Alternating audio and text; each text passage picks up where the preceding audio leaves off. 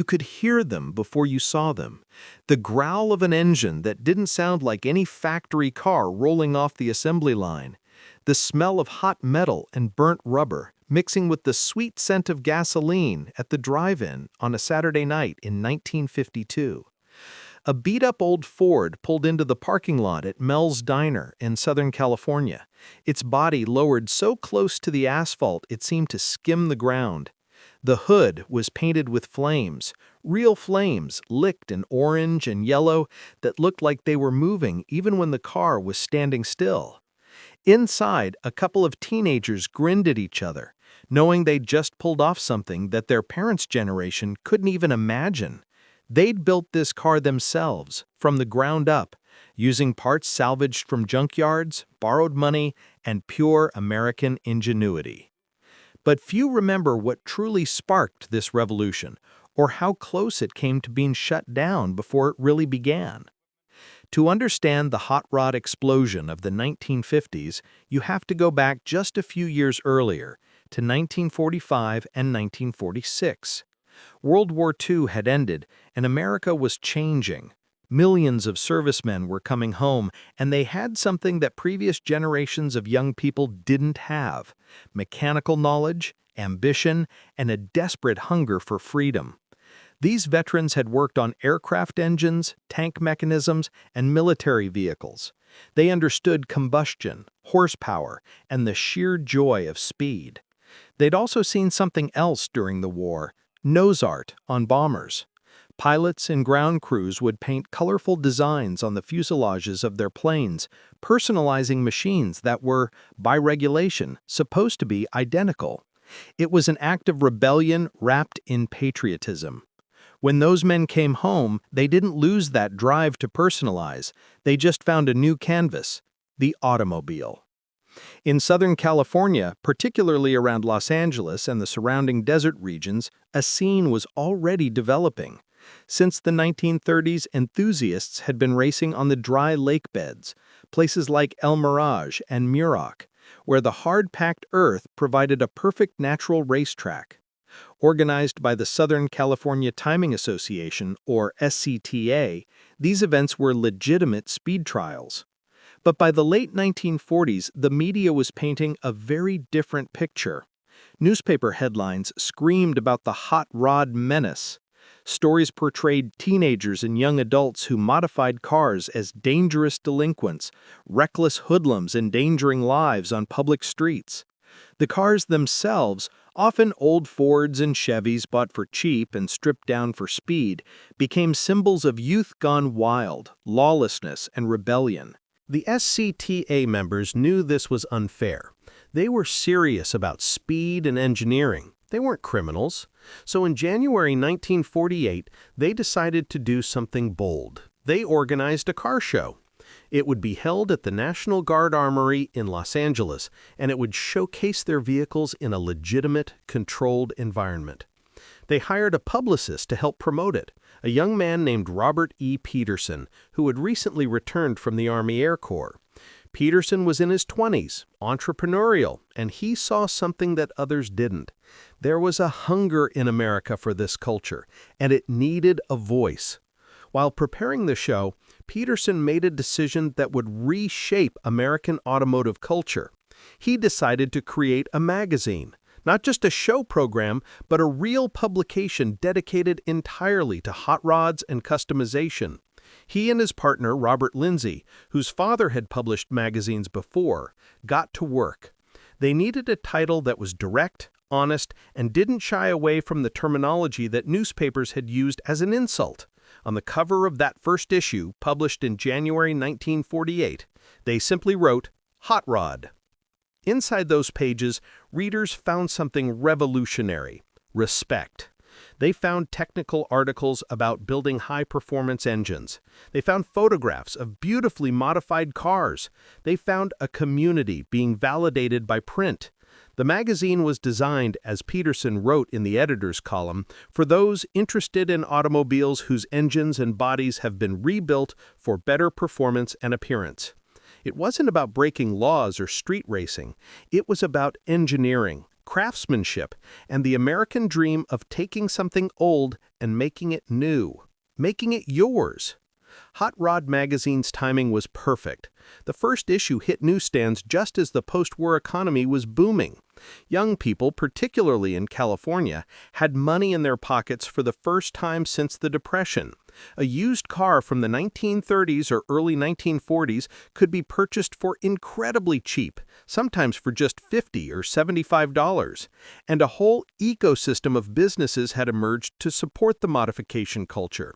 Speed shops like Edelbrock, Offenhauser, and a newcomer named Iskandarian, a young Armenian-American machinist named Ed Iskandarian, were producing high-performance parts. They made camshafts, intake manifolds, cylinder heads, and fuel pumps, all designed to extract more power from existing engines. These weren't factory parts. They were purpose-built for people who wanted to go faster. Now, what cars were hot rodders actually building? The most iconic was the 1932 Ford, the Deuce as it was called.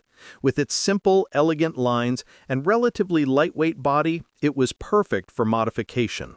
But hot rodders also loved the 1940 Ford, which offered a slightly larger frame and more room for engine work. For those with a bit more money, the 1934 Ford sedan provided a more spacious interior while maintaining that classic hot rod aesthetic. Chevrolets were popular too, the pre-war models with their rugged construction and relatively simple mechanics. The engine swaps were where the real magic happened. The most legendary engine of the early hot rod era was the Flathead V8, introduced by Ford in 1932. It was the first mass-produced V8 engine in America, and it was bulletproof simple. Hot rodders could rebuild them, bore them out, stroke them, add high compression heads, and squeeze incredible performance from a design that was decades old. But by the 1950s, the game was changing.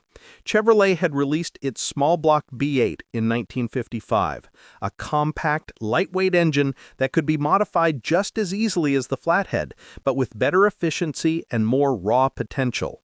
In 1957, Chevrolet introduced the 283 cubic inch version of this small block, available in various configurations, including a fuel-injected Fuelie version that produced 1 horsepower per cubic inch, 283 horsepower, a milestone that seemed almost impossible just years before. The experience of an engine swap in the 1950s was very different from today. There were no prefabricated kits, no YouTube tutorials, no forums to troubleshoot problems. Hot rodders had to fabricate engine mounts by hand, machine new parts, figure out cooling systems through trial and error. It was real mechanical problem solving. A shop called Shell Motors in Los Angeles advertised in Hot Rod magazine offering drive-in, drive-out, complete OHV motor custom installations, and they would handle the fabrication work for you for a price.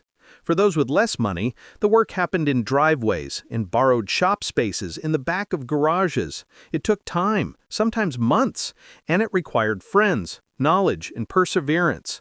While engines were the heart of a hot rod, the customization was its soul. And this is where the artistry came in. Hot rodders would chop cars, cutting down the roof pillars and windshield to lower the roofline, reducing wind resistance and creating a more aggressive stance. They would channel cars, a technique where the body is lifted off the frame and the floor is repositioned higher inside the frame, then lowered back down, creating a lower profile without lowering the suspension. They would section cars, removing horizontal strips from the body and welding the pieces back together to reduce overall height.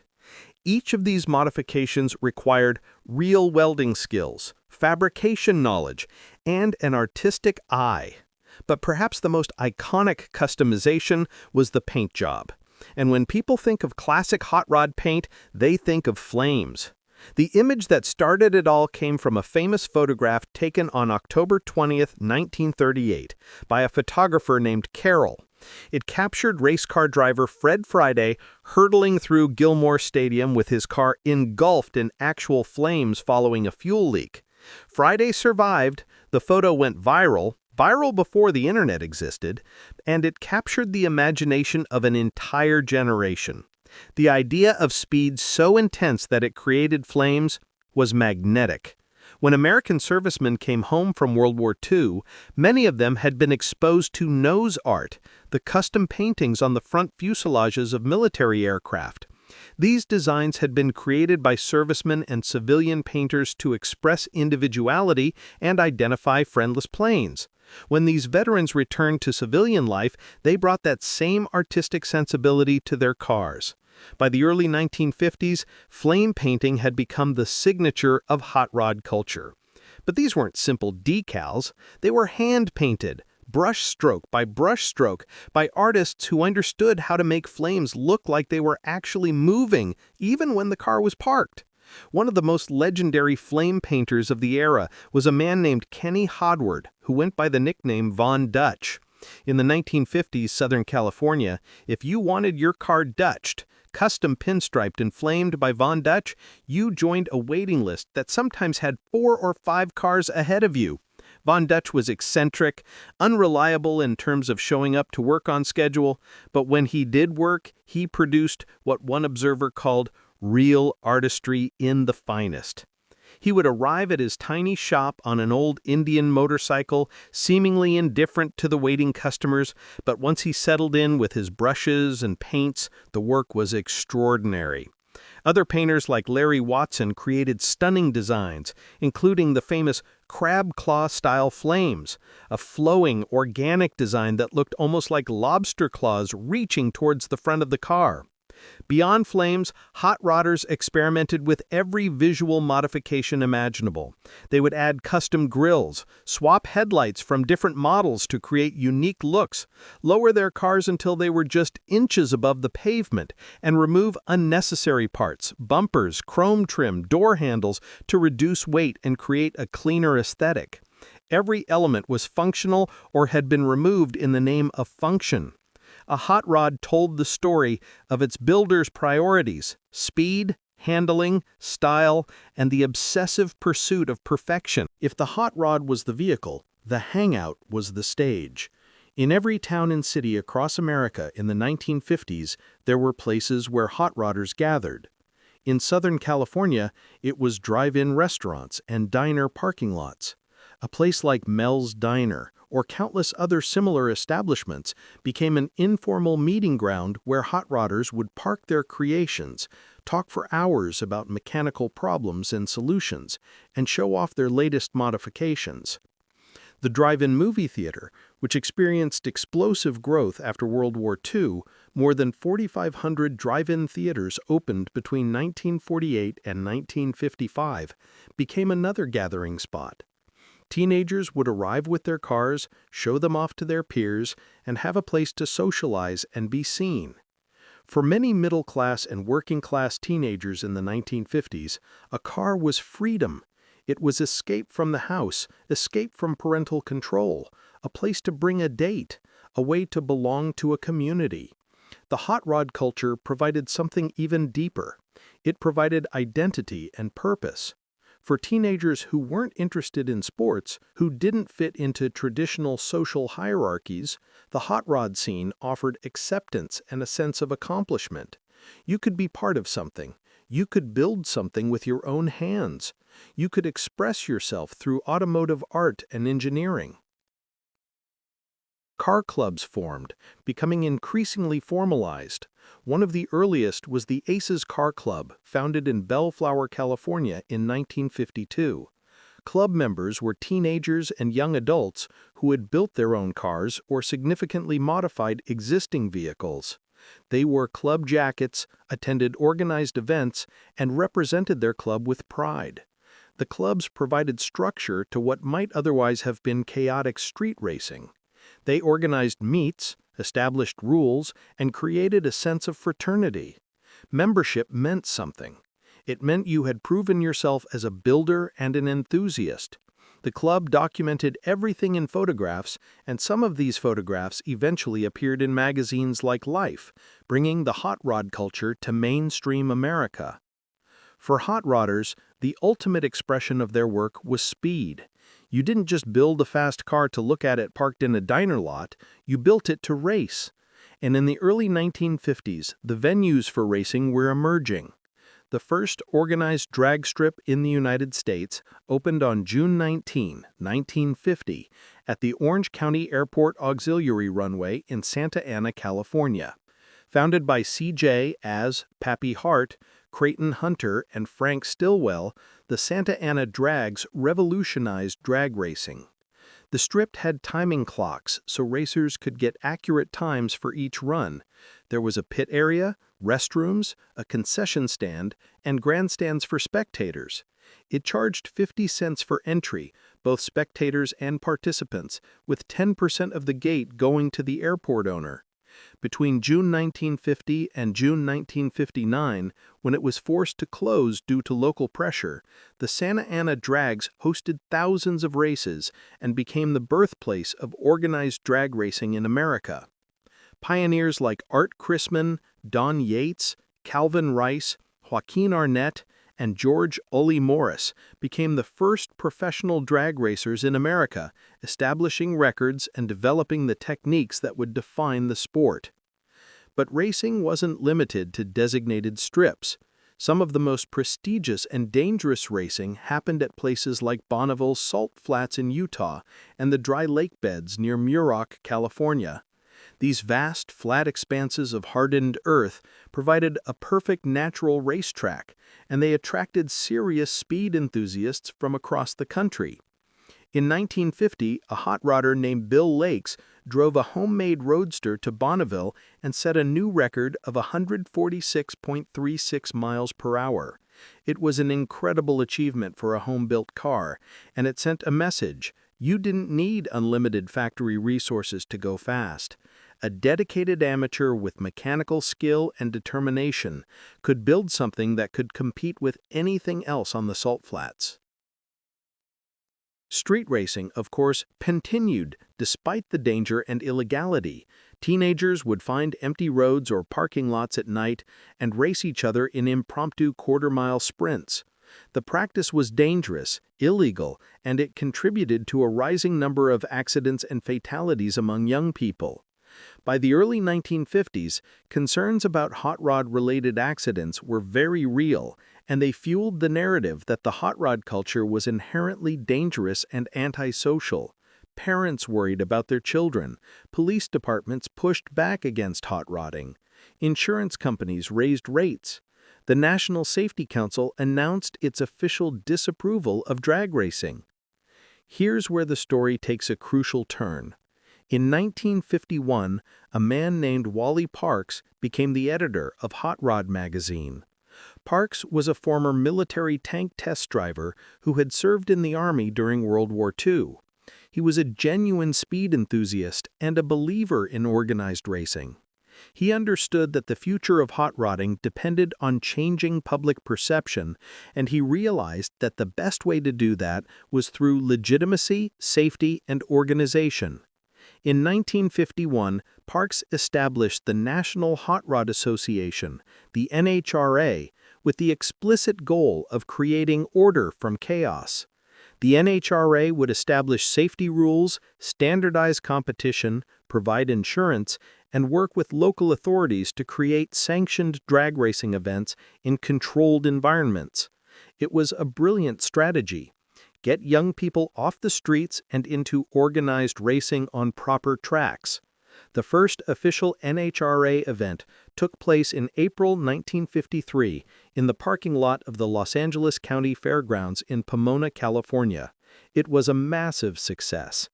The event demonstrated that drag racing, when properly organized, could be safe, exciting, and appealing to a broad audience. Spectators came to watch. Drivers competed fairly. No one died. Police departments saw that organized racing could actually reduce illegal street racing by giving hot rodders a legitimate outlet for their competitive urges. The success at Pomona led to the establishment of drag strips across the country. The first national drag racing event took place in 1955, and attendance numbers surged as the sport grew. Wally Parks became the first president of the NHRA, and his leadership was instrumental in transforming hot rodding from a fringe activity associated with delinquency to a legitimate motorsport. The NHRA would eventually grow to 80,000 members, 140 tracks, and 5,000 annual events by the 2000s. Parks' strategy worked. By the mid-1950s, hot rodding was becoming increasingly respectable. Mainstream magazines like Life began covering drag racing events with respectful, straightforward photography that showed the skill and engineering involved. The sensational headlines about hot rod menaces began to fade, replaced by genuine interest in the sport and the technology. Hot Rod magazine wasn't alone for long. The success of Hot Rod's first issue, published in January 1948, inspired others to enter the market. By the early 1950s, there were several competing publications dedicated to hot rod and custom car culture. Rod and Custom magazine launched to cover the aesthetic and customization side of the culture. Speed Age, Modern Rod, Speed and Custom, Rodding and Restyling, all of these titles emerged to serve different aspects of the growing community. Each publication had its own focus. Some emphasized racing and performance. Others highlighted custom bodywork and aesthetic modifications. Still others covered the business side of the speed shop industry. These magazines served an incredibly important function. They provided technical information that was otherwise hard to come by. How do you properly bore out an engine? How do you choose the right camshaft? How do you fabricate engine mounts? The early hot rod magazines published step-by-step guides, technical specifications, and detailed photographs that allowed home builders to learn from the experiences of others. The magazines also created heroes. Famous builders and racers would be featured in spreads. Their techniques would be documented. Their cars would be photographed from multiple angles with full specifications. For a teenager who couldn't attend a car show or visit a famous speed shop, these magazines provided inspiration and instruction. The advertisements in these magazines were equally important. Ed Iskandarian, the camshaft manufacturer, understood this. He purchased an ad in the second issue of Hot Rod magazine, sensing something big. His instinct was correct. Iskandarian became one of the most successful performance parts manufacturers of the era, and his company, Iski, became a household name in the performance community. Other manufacturers like Edelbrock, Offenhauser, and the growing number of speed shops used magazine advertising to reach their audience. In the back of every magazine, there were mail-order catalogs advertising parts that could be shipped anywhere in the world. A hot rodder in rural Iowa could order performance parts from a speed shop in Los Angeles without ever leaving home. The magazines also provided something more subtle, but equally important: cultural legitimacy. By publishing technical articles and treating hot rodding as a serious pursuit, the magazines implicitly argued that this was not a criminal activity, but a legitimate hobby for intelligent, mechanically minded individuals. They told a story about who hot rodders were, not reckless hoodlums, but craftspeople, engineers, and artists. This narrative began to shift public perception, particularly as mainstream publications like Life magazine began to follow the story. It's important to understand that hot rodding didn't exist in a vacuum. It was part of a larger youth culture that was emerging in post-war America. The 1950s saw the rise of rock and roll, driven by artists like Elvis Presley, Chuck Berry, and Little Richard. It saw the emergence of a distinct youth identity that separated teenagers from their parents in unprecedented ways. It saw James Dean and Marlon Brando become cultural icons representing youthful rebellion and nonconformity. Hot rodding was part of this broader cultural moment. A hot rod in the 1950s was as much a symbol of teenage independence as a leather jacket or rock and roll music. For many middle-class and working-class families, this was deeply unsettling. Parents and local authorities worried about what their children were doing. Hot rods were dangerous. There were real accidents, real fatalities. The cars were loud, disrupting neighborhoods at night. The culture seemed to glorify speed and risk-taking. There was concern about the influence of this culture on children. Were hot rodders also delinquents? Were they drug users? Were they involved in gangs? The reality was more complex. Some hot rodders were responsible young people with genuine mechanical interests. Others were indeed involved in street racing and lawless behavior. But the media and many adults painted with a broad brush. Hot rods became synonymous with delinquency in the public mind. This was particularly acute in certain regions. In Southern California, where the hot rod culture was strongest and most visible, city and county governments began passing restrictions on modified vehicles. Some municipalities attempted to ban certain modifications, like lowered suspensions or loud mufflers. Police departments made traffic stops of hot rodders a priority, looking for any violation to justify pulling them over. It was a kind of organized suppression of the culture, born from genuine safety concerns, but also from simple cultural disapproval of youth choices. By the mid-1950s, hot rodding had become a genuine economic ecosystem. Speed shops proliferated across America, particularly in California. These were businesses specifically designed to serve hot rodders. They sold parts, performed custom fabrication work, and offered consultation on builds. Some were large, organized operations.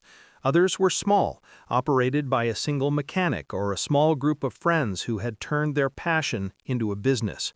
The diversity of these shops meant that there were options at every price point. A teenager in 1952 might save up money from summer jobs and part-time work to buy a 1934 Ford Coupe for maybe $75. The car would be mostly original but worn out, with original engine tired from decades of use. Over the course of months or years, working in a driveway with friends, this teenager might begin the transformation. First, the engine would come out. It might be rebuilt and bored out, increasing the cylinder diameter to accept larger pistons. New cylinder heads from a performance manufacturer would be added. A higher performance camshaft would replace the stock cam, changing the timing of the valve openings and closings to improve the engine's breathing at high RPMs. An Offenhauser or Edelbrock intake manifold would replace the stock manifold, allowing multiple carburetors to feed fuel and air to the engine more efficiently. The result might be an engine that produced 50% more horsepower than stock, and might cost $100 or $200 in parts. Next would come the suspension. The car might be lowered by cutting coil springs or modifying leaf springs to reduce ride height. Better brakes might be added, sourced from newer vehicles. The steering might be improved through fabricated components. The wheels might be changed to something more appropriate for the performance capability, maybe wide white-walled tires or Steelies from a bigger car. The transmission might be upgraded, perhaps a Chevrolet Powerglide automatic replacing a stock manual, or conversely, a better manual gearbox if the original was weak. Then came the aesthetics. The interior might be stripped down and made simpler, unnecessary trim removed, the dashboard modified. The exterior might be chopped, roof lowered, channeled, body lowered over the frame, or sectioned, body height reduced. The paint job would be completely custom, not a factory color, but something that the builder or a custom painter had created specifically for this car. And those flames, carefully planned out, sketched, then hand-painted by an artist who understood the geometry of speed and motion. These weren't quick projects. A serious hot rod build might take a year or two of dedicated effort. There would be false starts, parts that didn't fit, engines that needed to be rebuilt, fabrication problems that required creative solutions. But when the car was finally done and fired up for the first time, when a teenager could actually drive their own creation, something extraordinary had happened. They had built a car. Not bought a car, built one. In an America that was increasingly mass-produced and homogenized, where factory cars rolled off assembly lines identical to thousands of others, a hot rod was the ultimate expression of individual creativity and mechanical mastery. What was it like to actually own and drive a hot rod in the 1950s? First, it was incredibly impractical. A hot rod was usually loud. The exhaust systems were often unsilenced or fitted with minimal mufflers to reduce weight and back pressure, allowing the engine to breathe more freely at high RPMs. This meant that driving a hot rod through a residential neighborhood at night was an announcement of your presence to everyone. It was impossible to be subtle. The cars were also typically uncomfortable. Performance suspension was stiff. Interiors had often been stripped of soundproofing and comfort features to reduce weight. The heater might not work well. Radios were often removed. Air conditioning didn't exist. The cars were also unreliable in many cases. A home-built engine might be powerful but fragile, needing constant adjustment and tuning. Connections might come loose or fail. Modifications might not have been executed perfectly, creating issues down the road. Owners became expert mechanics out of necessity. They had to be able to diagnose problems and fix them, often on the side of the road. There were no repair shops that specialized in these highly modified one-off vehicles. You had to solve problems yourself. But despite these challenges, or perhaps because of them, driving a hot rod was an intensely satisfying experience. In an era when most people's lives were becoming increasingly comfortable, mediated, and standardized, driving a hot rod was raw and real. You had control. You could feel every mechanical system working. You were connected to the machine in a way that driving a stock car simply didn't allow. When you pressed the accelerator and felt the engine respond with the specific performance characteristics you had built into it, when you heard the exact sound of your engine's exhaust note, when you felt your hands on the steering wheel as the car responded to your inputs with the precision you had engineered into it, that was an experience that transcended transportation.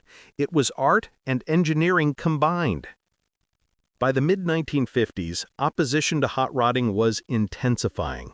Insurance companies began to refuse coverage to hot rodders or charged rates so high that insurance was effectively impossible. Police departments across the country stepped up enforcement against modified vehicles. Some cities passed specific regulations against low-hanging bodies, technically a safety hazard, loud mufflers, and excessive engine modifications. Parents worked to discourage their children from getting involved in hot rodding. A teenager might announce plans to build a hot rod and be met with parental opposition, sometimes fierce. The media, while becoming more respectful toward organized racing, remained skeptical of the broader hot rod culture. James Dean's death in a car crash in 1955 while driving a Porsche Spyder with a modified engine was seized upon as evidence that hot rodding was fundamentally dangerous. The film Rebel Without a Cause, released the same year and featuring scenes of illegal drag racing in cars, reinforced the association between hot rods and dangerous youth rebellion. These cultural moments created a feedback loop. Hot rods became more visually identified with rebellion, which made authorities more hostile, which made hot rodders more defiant. The hot rod scene had to choose a path, and largely it chose legitimacy. The formation of the NHRA, the organization of car clubs, the participation in magazine culture, the establishment of drag racing as an organized sport, all of these were essentially strategies to separate the hobby of hot rodding from street racing and delinquency. The argument was, we're not reckless criminals. We're hobbyists and engineers. We love speed and cars, but we'll do it safely, legally, and with proper organization. This strategy worked. Gradually. By the late 1950s, hot rodding was becoming more socially acceptable, not because adults suddenly loved the culture, but because the structures of legitimacy allowed them to respect it, even if they didn't particularly enjoy the noise or aesthetics. What few people realized in the 1950s was that hot rodding would become the foundation for American automotive performance culture for the next 70 years. The techniques developed by 1950s hot rodders, engine swaps, suspension modifications, custom fabrication, would become the standard practices of the performance aftermarket. The speed shops of the 1950s would grow into massive companies. The NHRA would become a major professional racing organization with television coverage and sponsorship deals. The magazines would influence generations of enthusiasts. More than that, hot rodding influenced mainstream automotive manufacturing itself. When Chevrolet engineers realized that people were taking their V8 engines and modifying them for performance, they began designing engines with modification potential built in. The small-block Chevrolet V8 was designed, in part, with hot rodders in mind. It was compact, lightweight, and had enormous modification potential. This feedback loop between the aftermarket and manufacturers accelerated development of performance vehicles. The muscle car era of the 1960s and 1970s was, in many ways, a consequence of hot rodding, showing manufacturers that there was a market for affordable, powerful cars.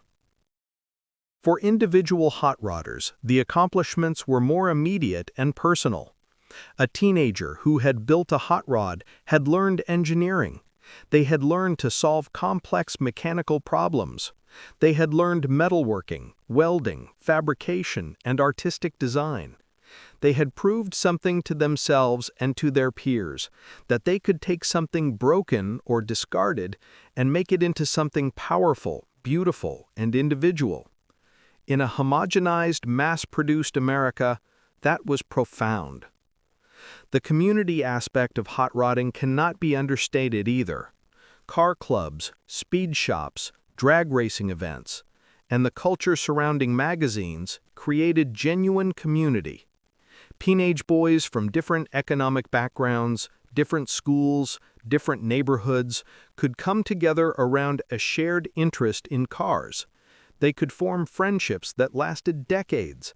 They could be part of something larger than themselves. In a society that was increasingly fragmented and anonymous, hot rod culture provided genuine connection. There's a story often told about early hot rodding.